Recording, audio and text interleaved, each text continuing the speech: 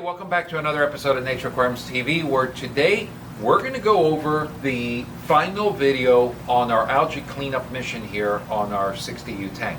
But before we get with our video, please remember to like, share, and subscribe for more videos like this.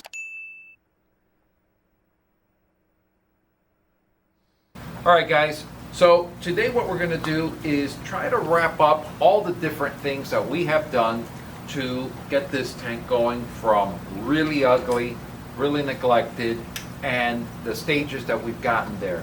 And I'm going to reveal to you some of the products that I've used, the successes I've had, and what's worked and what hasn't worked. First thing, let's review on the hardware side. If you recall from my prior videos, I had an issue with lighting, the way the scape was, really casting a shadow, and I tried with a single light bar on the front, then I tried moving it to the back, then I tried two different light bars, and it wasn't really getting the job done because I couldn't calibrate the lighting properly.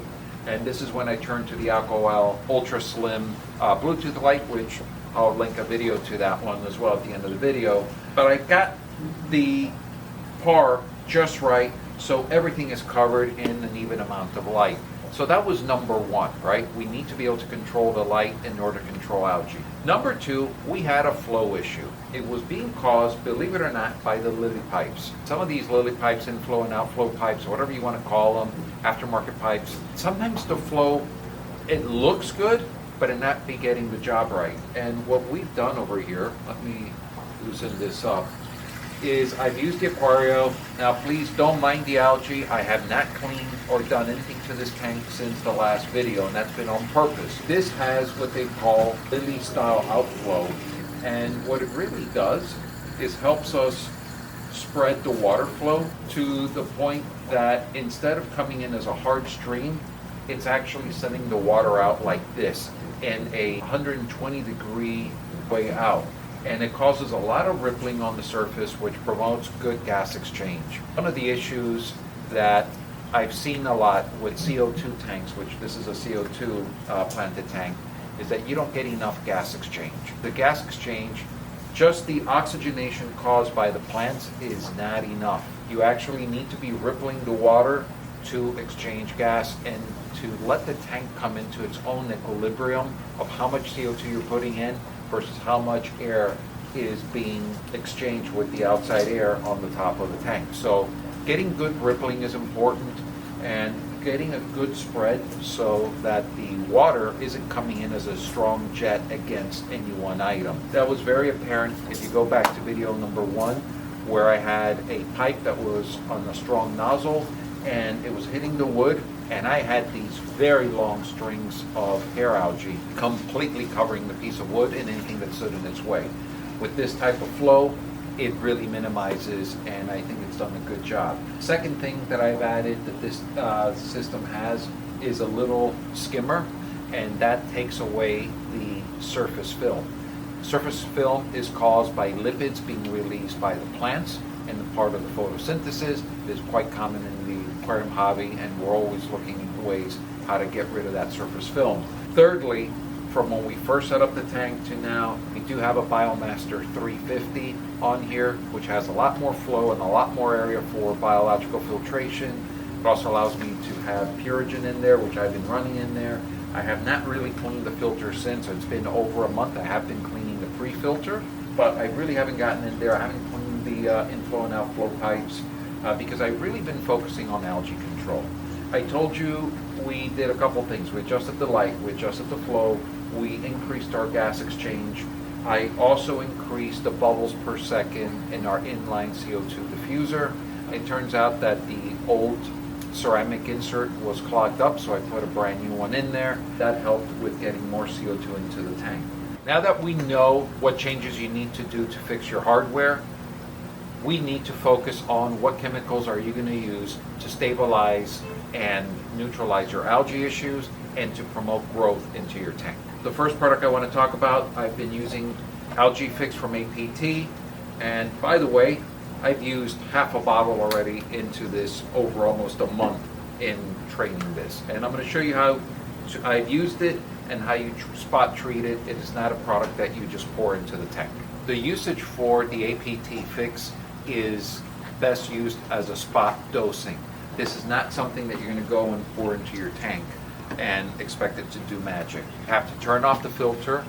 You have to use usually a syringe or a dropper, and it's at the rate of 1 ml for every 10 liters of aquarium water that you have in a 24-hour period. Do not exceed that, because it can cause a lot of stress to your fish. Now that we've covered how to fix the algae and how to slowly kill it, we need to fertilize our plants. And one of the things that I did, I stopped all fertilization in this tank while we were doing the treatment.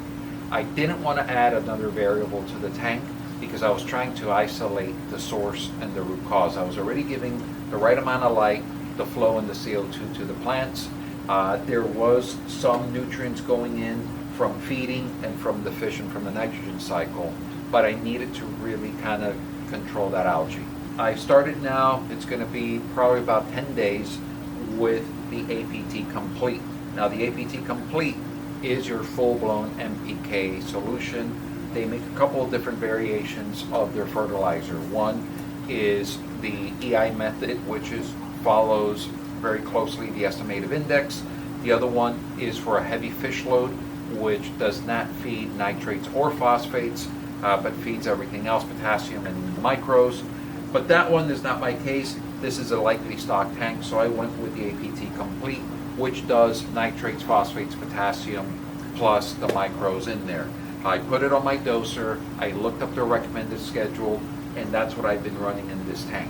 Now I've had some really nice growth, my stem plants are doing well, it's time for a trimming, and really this tank now it's getting ready for a water change and replanting now that I've tackled the algae issues.